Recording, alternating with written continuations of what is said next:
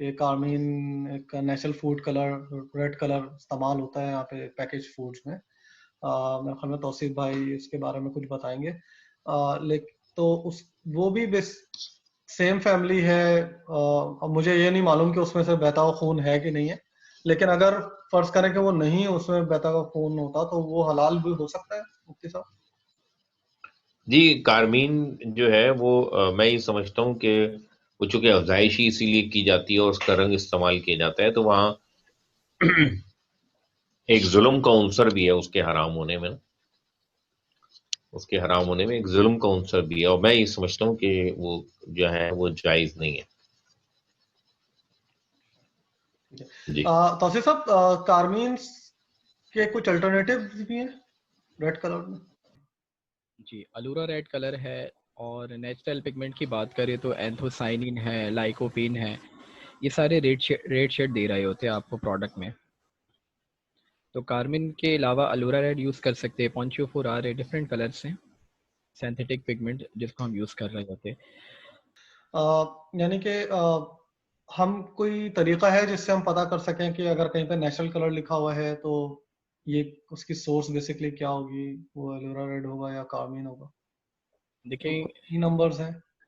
जी, इसका बहुत आसान तरीका है, क्योंकि ये जितने भी कलर्स होते हैं या कोई फ्लेवर्स है या कोई एसिडिटी रेगुलेटर है जो कि आपके फूड को सावरनेस प्रोवाइड कर रहा है, या आप बात करते हैं अगर किसी स्वीटनर की, तो ये सारे जिस कैटेगरी में एग्जिस्ट करते हैं उस कैटेगरी और उस क्लास को फूड एडिटिव्स कहते हैं। फूड एडिटिव्स का रूल क्या होता है कि डिफरेंट फंक्शनैलिटी या पर्पस के लिए वो फूड में अलग से ऐड किए जाते हैं बहुत ही माइनर क्वांटिटी में। या तो उसका मकसद ऑयल एंड वाटर को मिक्स करना होगा इमल्सिफाइंग एजेंट के तौर पे, या फिर आइसक्रीम की आप बात कर ले उसके टेक्सचर को स्टेबलाइज रखने के लिए as a stabilising agent use होगा, या फिर फूड की थिकनेस को बढ़ाने के लिए as a thickening agent use होगा, या फूड की शेल्फ लाइफ को बढ़ाने के लिए कि मार्केट में वो 2 साल तक एक्सटेंड करता है उसकी शेल्फ लाइफ, वो एज अ प्रिजर्वेटिव यूज़ होगा। तो ये जितनी अलग अलग क्लास के मैंने नाम लिए, ये सारे फूड एडिटिव्स की क्लास है, और ये सारी कैटेगरी फूड एडिटिव के अंदर एग्जिस्ट करते हैं। अब यूरोप ने किया क्या कि जितने भी फूड एडिटिव है और इनकी जो क्लास है, हर एक फूड एडिटिव को एक स्पेसिफिक नंबर डिनोट कर दिया। वो स्पेसिफिक नंबर जो है वो उस फूड एडिटिव को डिफाइन करता है। लाइक आप अगर किसी भी पैकेजिंग फूड के इंग्रेडिएंट्स को पढ़ते हैं तो उस इंग्रेडिएंट में यूरोप की रिक्वायरमेंट ये है कि आप नाम ना लिखें, आप सिर्फ वो ई नंबर लिख दें। अब ई नंबर आप गूगल पर जाकर देखेंगे कि E129 अगर लिखा है तो E129 किस फूड एडिटिव को रिप्रेजेंट कर रहा है, कोई कलर है या फ्लेवर है या कोई फ्लेवर इन्हांसर है, वो क्या है। इस तरह हम इसको समझ सकते हैं। और इसी यूरोप के अलावा दूसरे कंट्री से लाइक ऑस्ट्रेलिया की बात कर ले आप या न्यूजीलैंड है, इन्होंने ई को रिमूव करके वो जस्ट नंबर को यूज़ करते हैं। That number is called INS। या तो ये आपको INS नंबर के साथ मिलेगा, और अगर INS नहीं लगा इसके साथ तो इंग्रेडिएंट में सिर्फ 3 से 4 डिजिट के नंबर लिखे होंगे। तो वो नंबर भी डिफरेंट फूड एडिटिव को रिप्रेजेंट करते हैं। लाइक अभी जैसे कि मैंने आपके सामने एक कलर का नाम लिया अलूरा रेड। अब अलूरा रेड एक सिंथेटिक कलर है। अब इसका ई नंबर है 129।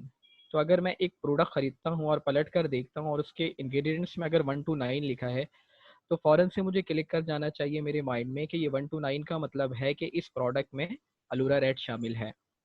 तो इस तरह हम ट्रेस कर सकते हैं डिफरेंट फूड एडिटिव्स को। बट अगर क्रिटिकल फूड एडिटिव की बात करें जो कि हलाल पॉइंट ऑफ व्यू से बहुत ही क्रिटिकल है, वो सबसे पहले नंबर पे जो एग्जिस्ट करता है वो है कार्मिन। कार्मिन के अगर आप ई नंबर की बात करें तो कार्मिन का जो नेचुरल ई नंबर होता है E120।